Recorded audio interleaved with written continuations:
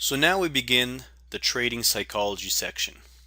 And trading psychology is something that every trader has to deal with, and it's something that every trader has to master if they want consistent long-term profitability. And to help you do that, we've distilled a lot of the best practices from years of experience and study and research, and we've broken it down into principles and methods that first you can understand, but also that are practical and actually usable. This is not meant to be just one-way transfer of information where you hear it, it sounds good, it inspires you a bit, and then you forget it. This is supposed to be something that gets internalized and you start using on a consistent basis in your trading to achieve the results you want. Okay, and with that, let's get into the foundations of trading psychology, i.e. the things that must be present for you to be able to have good trading psychology to begin with. And so the first foundation of good trading psychology is thinking in probabilities. Now, we went over this in great detail in the Your Trading Framework section. So, if you have not gone through that section in complete detail, stop this video now, do that section first. That section contains the foundations. Okay? If you don't know how to think in probabilities, if you don't know the realities of the market and why you should be thinking in probabilities, you will never have great trading psychology, no matter how many techniques you learn in this section.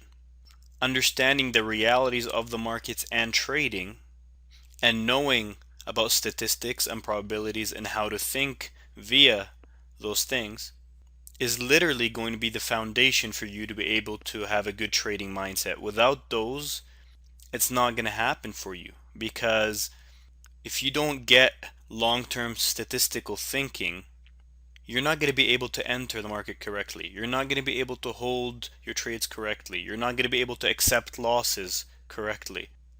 All those things are only possible when you understand the long-term statistical nature of trading. Then, in essence, it can even become easy to do the correct things. But without that, it's going to be a constant struggle, right? And even the second foundation, which is having correct risk management, was covered in that section. And this is a very key foundation too, because if you don't do correct position sizing, if you don't know how to manage your risk correctly, fear will naturally be present, and it won't be something that you'll be able to get around. If you don't have correct risk management, you should be scared. And so going and saying, well, I have this fear and that's why I can't trade properly, will actually be delusional, because you should be scared if you don't have correct risk management. So first you have to learn how to think in probabilities and think long term from a statistical standpoint. And second, you have to be managing your risk properly. You have to have correct position size so that your losses are not too important and any given trade won't make it or break it for you. If any given trade is too important, if the loss of any given trade will hurt your account too much, there is no way you're going to have good trading psychology. So these things, which seem so basic, are actually part of the essence of even having good trading psychology. And likewise, the last foundation is having a strategy with a real edge. And even edge we discussed in the Your Trading Framework section. So again, that section is key for trading psychology. And why is having a strategy with a real edge a foundation of good trading psychology? Well, the reason for that is most traders out there that think they have trading psychology problems are actually trading without a real edge, and that's their only real problem, or that's their main problem. See, a lot of traders complain that I don't have confidence to pull the trigger, right? And that's my problem. If only I could have confidence to pull the trigger, I know I'd make money. But what they don't realize is that the vast majority of the time, they are trading a strategy, whether they're using some random indicators or price patterns or whatever it may be. They are using a strategy that doesn't even have a real edge in the marketplace, that is basically pretty much random. And in that case, a lack of confidence is not a psychological problem. They shouldn't be confident. They should lack confidence because there is no actual real edge. And the lack of confidence is coming from their lack of skill in reading the market, from using a strategy that just waits for, certain setups and that without reading the market contextually.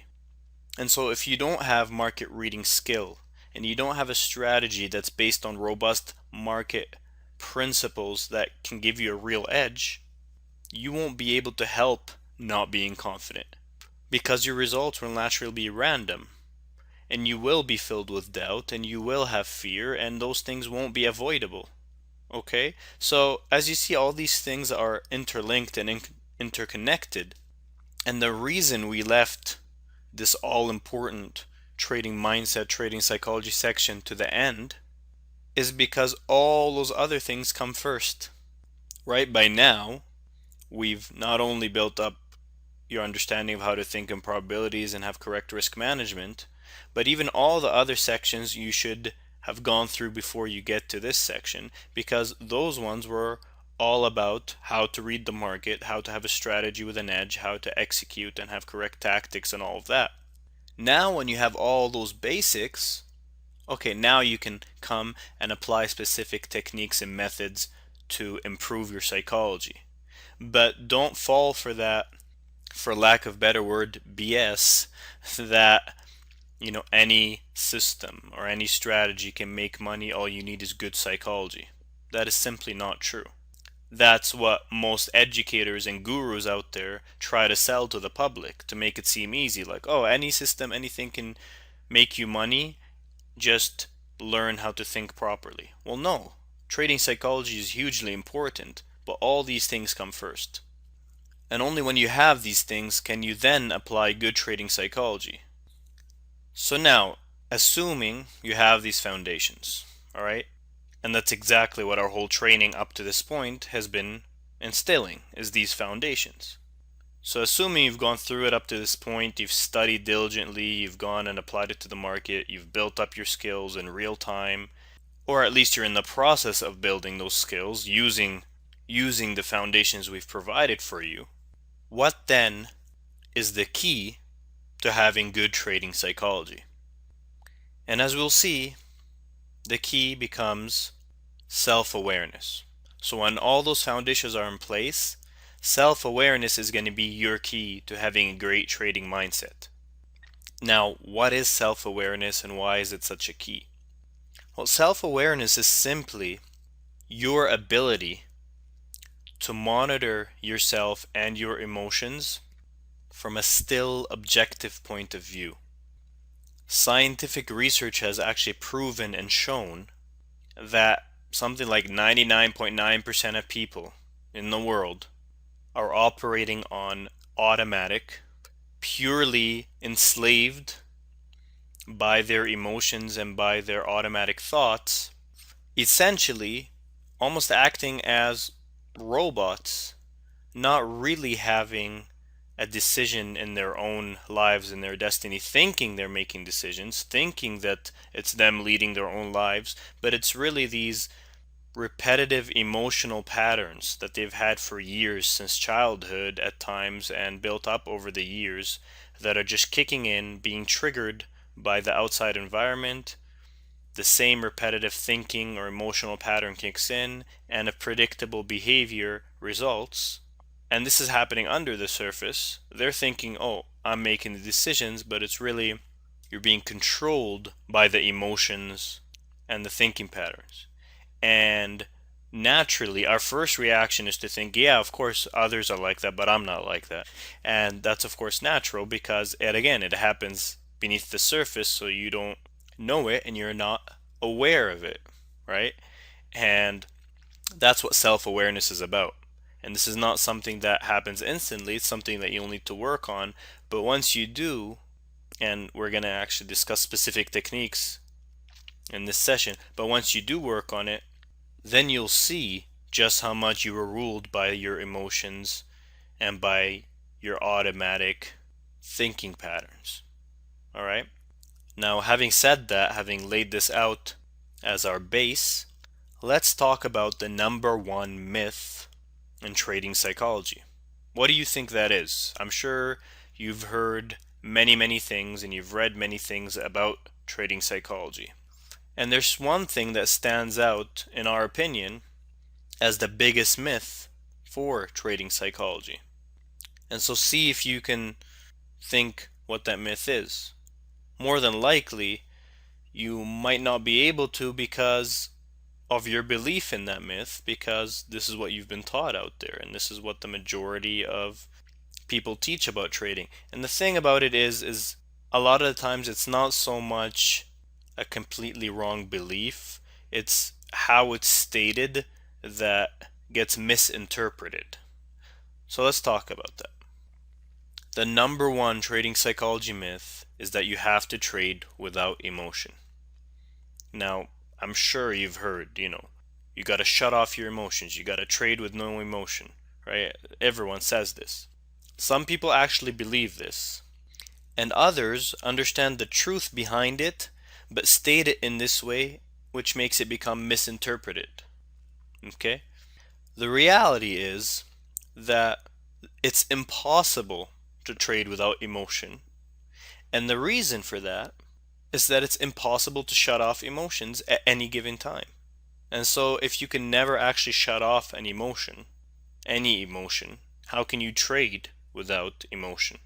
See, what the well-meaning traders mean when they say you should trade without emotion, they mean you should not let emotion influence you, right? The problem is this gets misinterpreted as I should shut off my emotions, I should not feel emotions, I should repress all my emotions. That's not what it's saying. That becomes the myth, and that's what has become prevalent in trading psychology, is that you have to shut it off. What the good traders who have quoted this actually meant by it is that whatever emotion you are feeling, because there's no way you can't be feeling anything, okay? But whatever emotion you happen to be feeling, you have to learn how to not actually let it influence your behavior or your trading actions, right? It doesn't mean get rid of the emotion, it just means sever that link between the emotion and whatever action you take in trading, okay? And so how do we actually do that? How can we sever that link between emotion and action so that it's not automatic anymore? Well, there is a method to doing that. And the number one trading psychology method that you could ever have is to accept or welcome your feelings. Now, this is very counterintuitive, and don't judge it just yet. Instead, let's take a look at the continuum of emotions and how we can potentially deal with them, and then you'll understand what this is really all about and why it's the number one method for good trading psychology, and how that quote to trade without emotions by the really good traders out there is actually referring to this. It's just not stated properly and it becomes misinterpreted. So let's take a look at that continuum. Alright, so when you feel an emotion, you have a continuum of ways to deal with it. Alright? Now, on the far left end of the continuum is repression. You can, if you feel a feeling, let's talk about specifically trading. Let's say you're trading and this feeling of anger comes up because you missed a good trade or something. Alright? One possible way to deal with it is to repress it. And this is what often people do when they try to trade without emotion, is they repress it. So the anger comes up, and the first natural inclination is to push it back down, right? Is to pretend that there is no anger, that it's okay, I don't feel it, and I don't want it to control me, so I'm going to pretend it's not even there, and I repress it deep down, okay? And of course there are degrees of doing this, and that's why this is a continuum.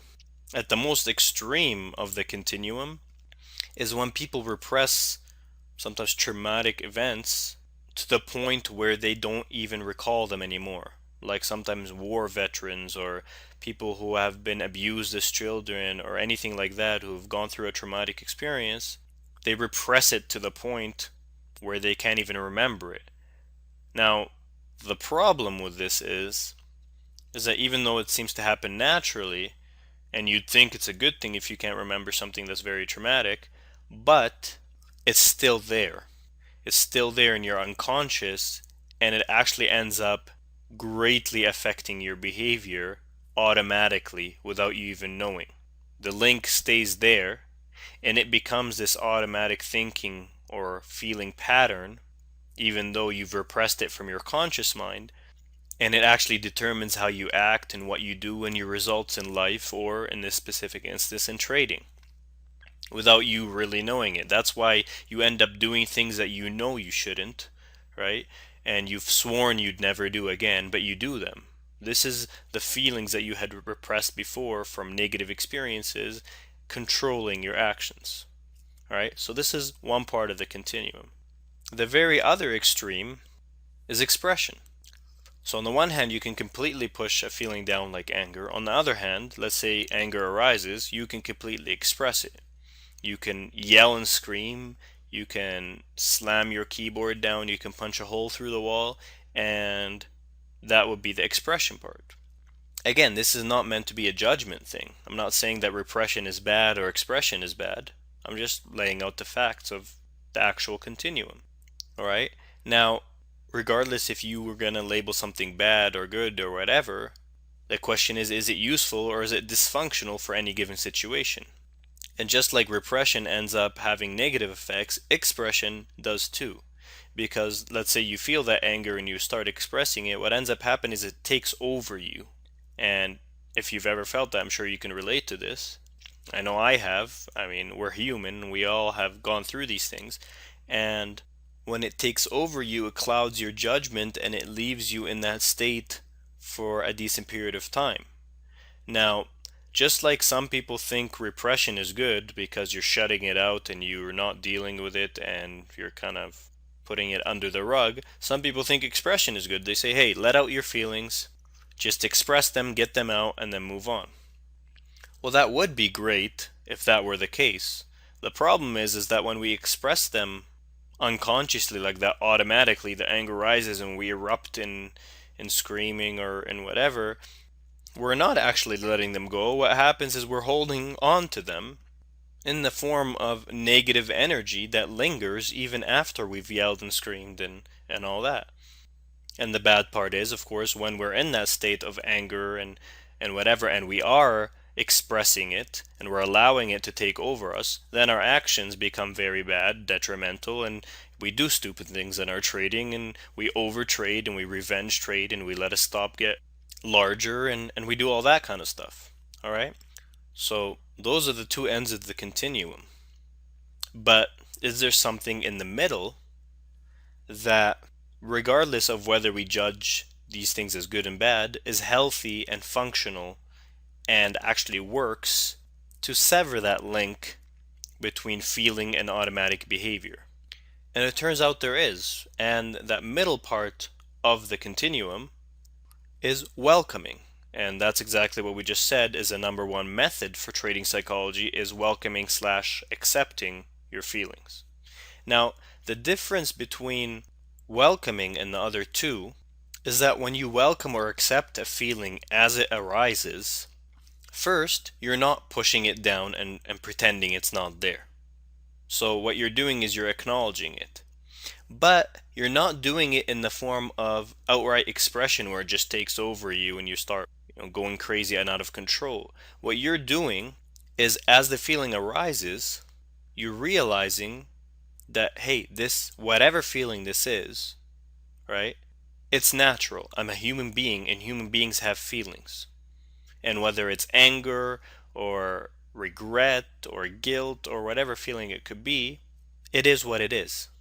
And instead of trying to control it by either pushing it down or trying not to feel it or not to have it, or instead of letting it take over me, I'm going to almost watch it and welcome it as if I would welcome a good feeling that I usually like to have, like happiness or excitement or something like that. Now, this seems almost impossible and it seems very counterintuitive, but I'm actually going to give you techniques for how to do this. And when you actually start practicing this, you'll see the power of it. You'll see how powerful it can be. Now, I'm going to give you some specific techniques, like I said, but if you really want to go deep into this, the person who's done the most work by far around this, and not only written a book completely about this type of thing, but has since then helped millions of people with this kind of thing, and has many programs and all this that deal specifically with welcoming, or as he initially called it, releasing or letting go, is a man named Hale Dwoskin, and a method that he basically teaches called the Sedona method.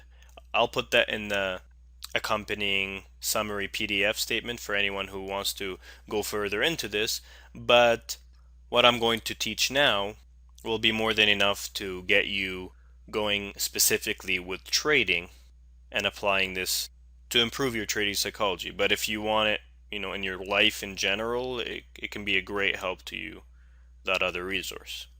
So continuing with this, to be able to actually apply this, there's a couple principles that you need to understand. And one is something that we just mentioned, which is that there is no such thing as a bad feeling. I.e., to be able to welcome and accept feelings, you have to get away from this idea of judging feelings and judging yourself for having them. Right? A lot of people judge themselves when they get angry. And it's something that I dealt with for a long time. It's you judge yourself, oh, I shouldn't be getting angry. Getting angry is a bad thing. Or I shouldn't feel fear. Feeling fear is a sign of weakness, or whatever it may be. But one key principle in psychology is that there is no such thing as a bad feeling. A feeling is just a feeling. It's neutral in itself. We assign a value judgment based on whatever society has told us or whatever it is. Right? And you'll realize there's no such thing as a bad feeling when you understand the second psychology principle, which is that through self-awareness, feelings do not have to automatically cause behavior. You see, a lot of people think that anger, for instance, or fear is a bad feeling because they're thinking about the stuff that it causes us to do. For instance, anger could cause us to punch a hole through the wall, or do stupid things in our trading, or hit someone, or whatever that may be. And so they think, well, anger is bad. Fear could cause us to miss great opportunities and do all that stuff. And so they think fear is bad and should be avoided. The reality is that neither fear nor anger in itself is bad. The problem is not the feeling. The problem is the automatic link to behavior. And if you can sever that automatic link, then the feeling is just a feeling. Then anger does not have to cause any bad things, and neither does fear or any other feeling. They could just be felt, welcomed, accepted for what they are, and let go in the moment. See, it's us human beings that have this ability for self-awareness, which allows us to be different than the other species in a sense, where we don't have to just be automatically enslaved by our instincts and feelings. All right? And so how do we put all this in practice? How do we actually practice being self-aware, practice feeling those feelings, not judging them in the moment, and kind of just accepting them, welcoming them, just letting them go, instead of repressing them on the one hand or completely expressing them automatically on the other hand? Well, let's actually go through a couple of techniques that will help you in doing this. So let's assume you're trading, right? And as we all know, trading really brings up a host of feelings you might never feel in your life except when you're trading. So it's funny enough, it's the what seems to be the problem area, but it's also going to be your best practicing grounds for quickly learning how to be more self-aware. If you weren't trading, this could take you years and years to actually practice this, but trading gives you the opportunity to do it every single day. So you can accelerate your skill in being able to do this consistently. And so the first technique for welcoming your feelings, for being self-aware and accepting them, is something I alluded to earlier, which is to watch them as an independent observer. So this technique is, if you want to practice it, it's kind of like, close your eyes and visualize yourself right? Looking at your own self. Like visualize, or you don't even have to visualize another self, but just visualize looking at yourself, at your body or whatever, from a third party perspective. And as you feel a feeling, whatever it may be, again, like anger or fear or those main ones, watch yourself feeling it, right? See, the problem with most feelings and why they take over us automatically is that we think that we are the feeling. Like we say, I am angry, not I am feeling anger. We're like, I am angry.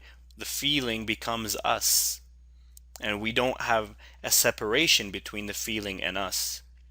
So, for all intents and purposes, we feel like we don't have control and we're just victims to it. But if you watch yourself as a third party observer in your own mind, you visualize looking at your own self, you create that mental separation between the feeling and yourself, because you realize, it hits you in that moment, that despite having this feeling, I can think of myself having the feeling. And so what is that that is thinking about this? What is that that is aware of the feeling? I.e., if I can be aware of the feeling, then I can't be the feeling itself. Then I am not one with the feeling. Being aware of it means that there's something else there, and that's what or who I really am, and the feeling is not me, it doesn't define me. You understand how that works? Now, this one definitely takes a lot of practice, but it's something you can try to do consistently. And here I'm going to provide you with 3 techniques because, for some people this just might not resonate with them and they can't visualize very well. And so another technique might work better. For others, this can be great. And you can also use the 3 techniques in combination or interchangeably, just depending on the situation. Okay? But this first one is all about, in a state of self-awareness, to visualize looking down at yourself and just seeing yourself feeling whatever you're feeling, and that way you don't get sucked into it, you watch it. All right? And the practice of just watching something without judging it, without trying to stop it, and without acting on it is acceptance. And acceptance is like welcoming something. When you accept something, it's like you're welcoming. You're saying it's okay if you're there. I'm not trying to stop you. You're not bad. It's just you are what you are, and it's okay. So that is a practice of welcoming or accepting feelings. A second technique that you can use is to question yourself, to draw out the deeper root feelings behind whatever you're feeling. So I'll give you an example with trading. Let's say you miss a big trade, all right, one that you've been waiting for, and you just fail to pull the trigger, and this great feeling of anger arises, right? And normally you might either try to push that down, repress it, or completely express it and start hitting stuff and just completely lose control. But if you wanted to use this technique, you would quickly recognize that, okay, I'm feeling anger, right? And you would quickly use questioning to draw it out. So you'd go, okay, why am I feeling angry? You would ask yourself, you can, in your own mind. And the first answer is probably going to be, well, because I missed that damn trade and I shouldn't have missed it. Okay, why does that make me feel angry? You ask, you try to get at the root thing. And the answer might come back, because I know better and I shouldn't do that. But then you ask again, okay, but why does that make me angry? And so the answer then might be, because it means that I'm incompetent and I'm a loser, right? And then you go, okay, and why does that make me angry?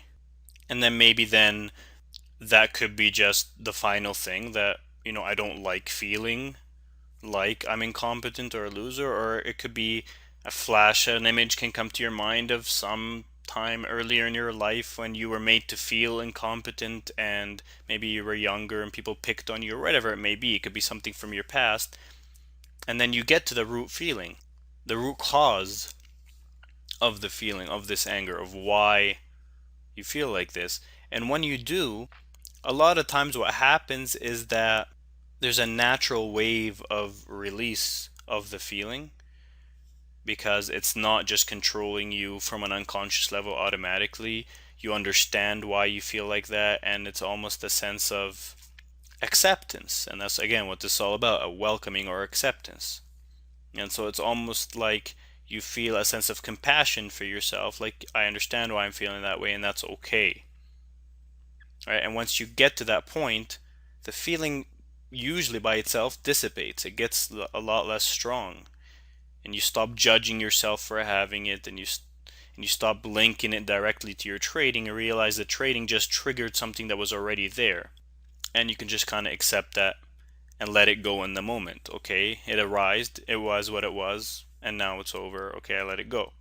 The other thing when you use questioning is you can ask yourself, can I welcome this feeling? Right? A lot of times that seems like such a simple thing, but if you just ask yourself, can I welcome this feeling? Even if the answer is no, a lot of times you just automatically welcome it.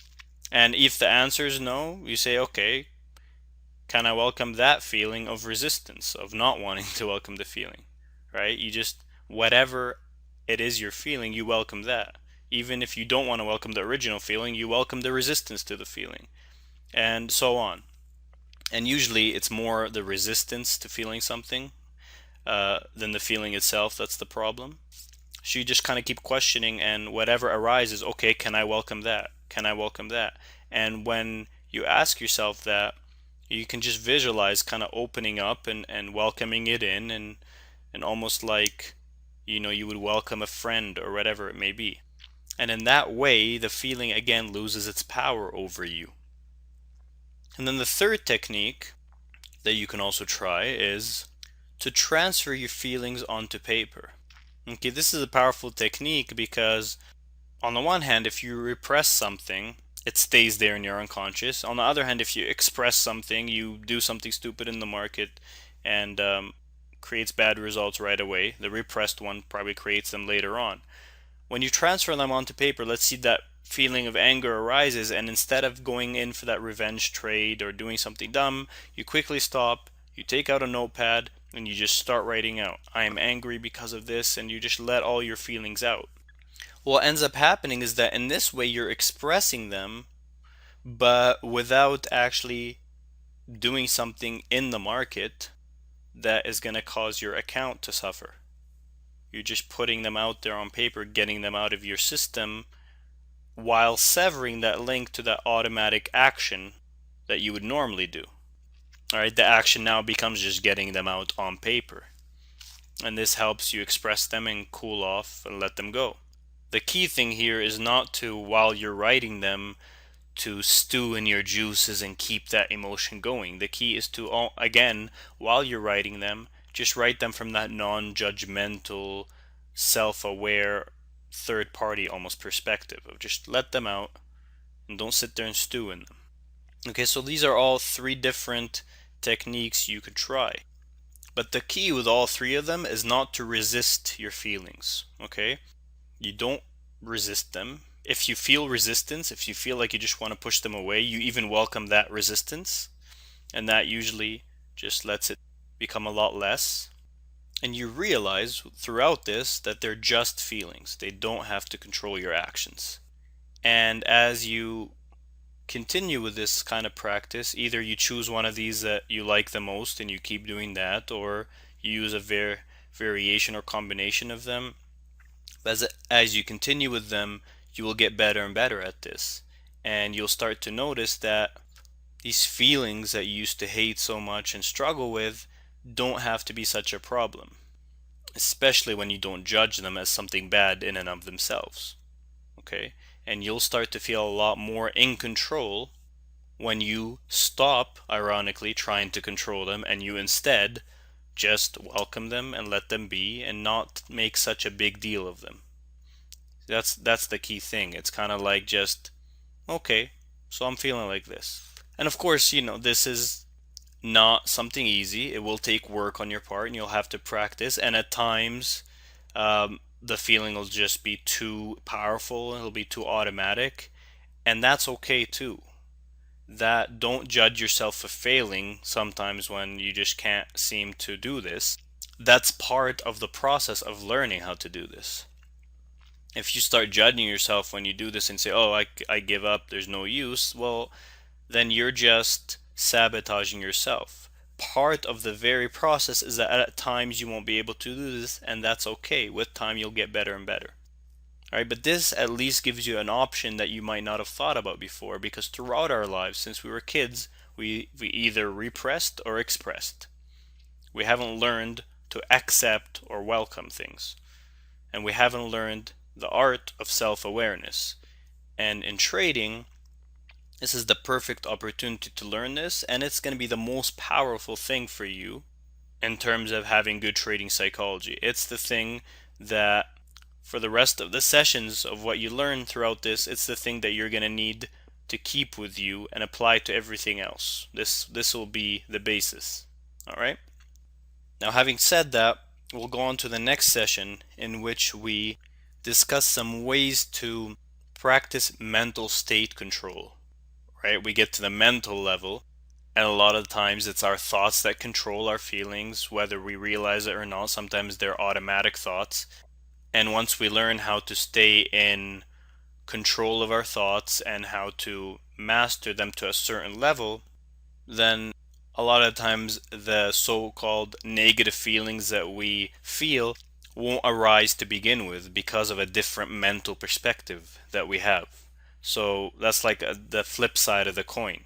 You can work directly with your feelings like this, which we just discussed. This is, the number one key principle, because feelings are so automatic sometimes. But the other side of the coin is that you will also work with your mental state, and there are specific things that you can do that then feeds into this and allows you to experience less automatic, difficult feelings to begin with. All right? And so those things will work hand in hand in your trading psychology.